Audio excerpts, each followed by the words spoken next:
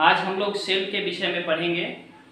बहुत सारे प्रतियोगी परीक्षाओं में सेल से बहुत सारे क्वेश्चन आते हैं और साथ ही साथ 11th का सिलेबस भी है सेल। तो आज हम इसके विषय में विस्तार से चर्चा करने वाले हैं। सेल को आप बचपन से पढ़ते आ रहे हैं।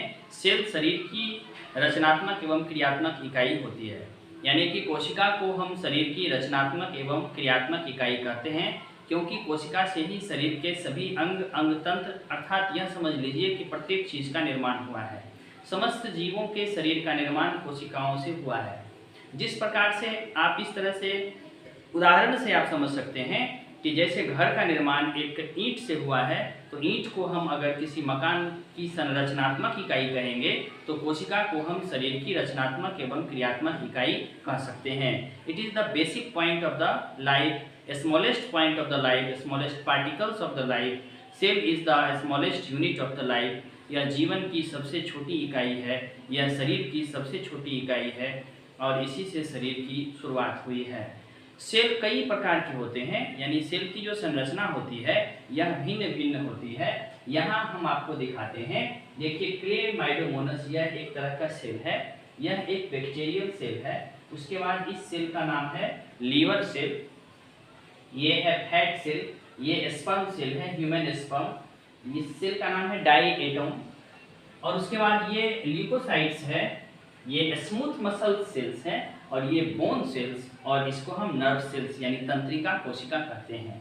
तो इन चित्रों के माध्यम से आप यह समझ सकते हैं कि कोशिका का जो स्वरूप होता है, उसका जो आकार आकृति होती है, वह आकृति अलग अलग तरह की होती है और प्रत्येक कोशिका एक दूसरे के समरूप नहीं हो सकती है। अब सवाल यह उठता है कि कोशिका कितने प्रकार की होती है। तो आप शुरू से ही पढ़ते आ रहे होंगे कि कोशिका जो है यह दो प्रकार की होती है। कोशिका का जो प्रकार है यह दो प्रकार का है। एक इसका नाम है प्रोकैरियोटिक सेल, कोशिका जो है प्रोकैरियोटिक सेल, और दूसरी कोशिका जो है उसको हम कहते हैं यूकैरियोटिक सेल। कोशिका दो प्रकार के होते हैं, प्रोकैरियोटिक कोशिका और यूकैरियोटिक कोशिका। प्रोकैरियोटिक कोशिका को हम स्टार्टिंग कोशिका कह सकते हैं। हम यह कह सकते हैं कि जब इस पृथ्वी पर जीवन की शुरुआत हुई थी, तो जीवन की शुरुआत में जिस कोशिका का उदय हुआ था उस कोशिका को हम प्रोकैरियोटिक कोशिका कहते हैं। चूँकि यह आरंभिक समय में ही प्रोकैरियोटिक कोशिका का निर्माण हुआ, इसका ओरिजिन उद्भव हुआ, इसलिए यह सरल संरचना वाली कोशिका होती है और फिर इससे ही विकसित होकर के नई संरचना जो कि बनी वह जटिल संरचना होते चली गई, एक विकसित कोशिका बनी। तो हम प्रोकैरियोटिक को अविकसित कोशिका भी कह सकते हैं और यूकैरियोटिक को विकसित डेवलप्ड सेल कह सकते हैं।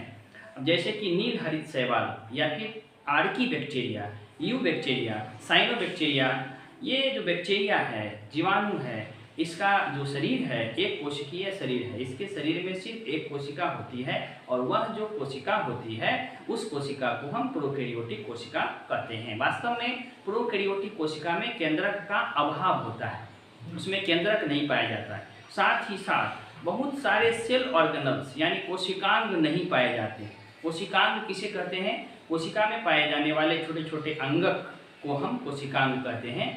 तो प्रोकैरियोटिक कोशिका में कोशिकांग डेवलप्ड नहीं होता है और साथ ही साथ इसमें केंद्रक का भी अभाव पाया जाता है।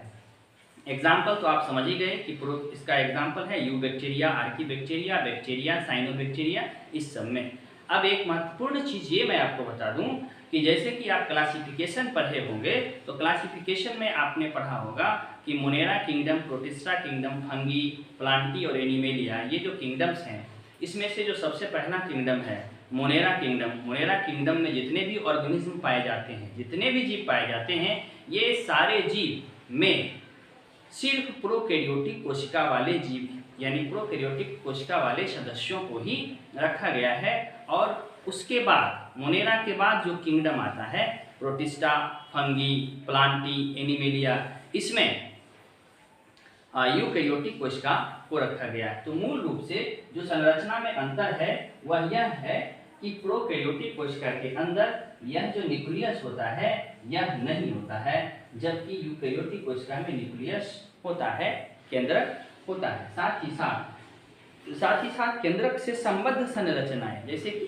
केंद्रक झिल्ली, केंद्रक द्रव्य, ये सब चीजें इसमें नहीं पाई जाती है, जबकि यूकेरियोटिक कोशिका में पाई जाती है। तो हम कह सकते हैं कि प्रोकैरियोटिक कोशिका अविकसित कोशिका है, इसे आदि कोशिका एंशिएंट सेल भी कहा जाता है, और यूकेरियोटिक कोशिका को कहा जाता है यानी कि डेवलप्ड सेल कहा जाता है। तो आगे बढ़ते हैं। यूकेरियोटिक कोशिका की अगर हम बात करेंगे तो यूकेरियोटिक कोशिका में मूल रूप से 3 संरचनाएं होती है। यूकेरियोटिक कोशिका में मूल रूप से 3 संरचनाएं होती है। ये देखिए, ये यूकेरियोटिक कोशिका की संरचना है। यूकेरियोटिक कोशिका में मूल रूप से 3 संरचना होती है। एक संरचना इसके चारों ओर होती है, जिसे हम सेल मेम्ब्रेन कहते हैं। इसे हम सेल मेम्ब्रेन कहते हैं, या हम इसे प्लाज्मा मेम्ब्रेन भी कह सकते हैं।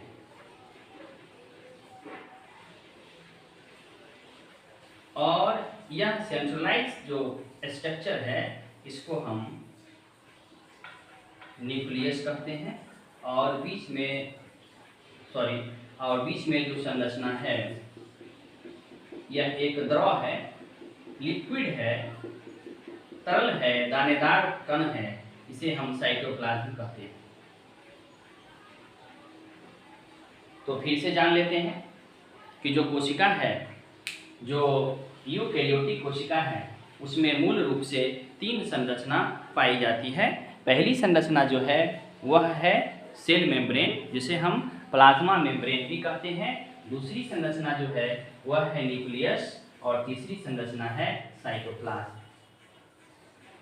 अब इन तीनों संरचनाओं में हम तीनों का बारी बारी से एक एक करके अध्ययन करेंगे, 1 बाय 1 करके हम इन संरचनाओं का अध्ययन करेंगे।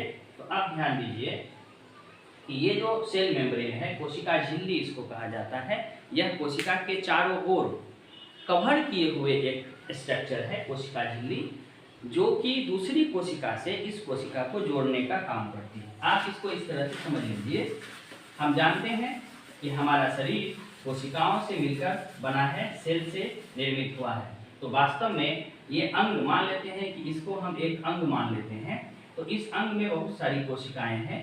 एक कोशिका यानी ये कोशिका दूसरी कोशिका से जो जुड़ी हुई है, तो इस तरह से जुड़ी हुई है। तो कोशिका के बाहर का जो यह एरिया है, यह दूसरी कोशिका के बाहर के एरिया से सटा हुआ है। तो इस तरह से कोशिका झिल्ली एक कोशिका को दूसरी कोशिका में जोड़ने का कार्य करती है। दूसरी बात यह है कि कोशिका झिल्ली के अंदर ही संपूर्ण कोशिका होती है, इसलिए कोशिका को एक स्वरूप देने में, एक आकार प्रदान करने में इसका महत्वपूर्ण योगदान है। दूसरी चीज यह मैकेनिकल सपोर्ट देता है, और तीसरा चीज यह है कि एक कोशिका से मटेरियल्स को दूसरे कोशिका में जाने के लिए और दूसरी कोशिका से मटेरियल्स को इस कोशिका में आने के लिए अगर आवश्यकता है तो, यानी कि आवश्यक पदार्थों का आवागमन करने के लिए यह कोशिका झिल्ली सहायता करती है। यानी cell membrane helps to the displacement of the matter from one cell to another, so it is known as semi permeable membrane. यही कारण है कि कोशिका झिल्ली को हम अर्ध पारगम्य झिल्ली कहते हैं। अर्ध पारगम्य झिल्ली इसको हम कहते हैं। अब कोशिका झिल्ली की संरचना किस तरह की होती है, यह कैसी होती है, यह कैसी दिखती है, इसके संबंध में कई विद्वानों ने अलग अलग मॉडल प्रस्तुत किए हैं। आइए हम उस मॉडलों पर चर्चा करेंगे। सबसे जो पहला मॉडल है कोशिका झिल्ली का, जो सबसे पहला मॉडल है वह मॉडल है unit membrane model.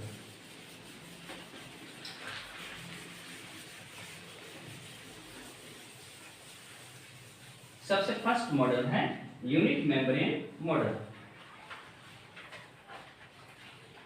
Unit membrane model, unit membrane model. और दूसरा जो मॉडल है, फर्स्ट मॉडल हो गया, दूसरा है लिपोप्रोटीन मॉडल।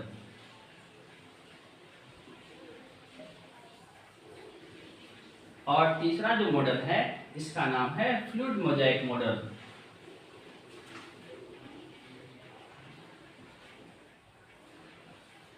चलिए, तो ये 3 मॉडल हो गए, यानी कि कोशिका झिल्ली की संरचना को समझने के लिए हम 3 प्रमुख मॉडल्स का अध्ययन करेंगे। फर्स्ट मॉडल है unit membrane model, second model है लिपोप्रोटीन मॉडल और थर्ड मॉडल है fluid Mosaic model. First model जो है उसको हम कहेंगे लिपोप्रोटीन मॉडल।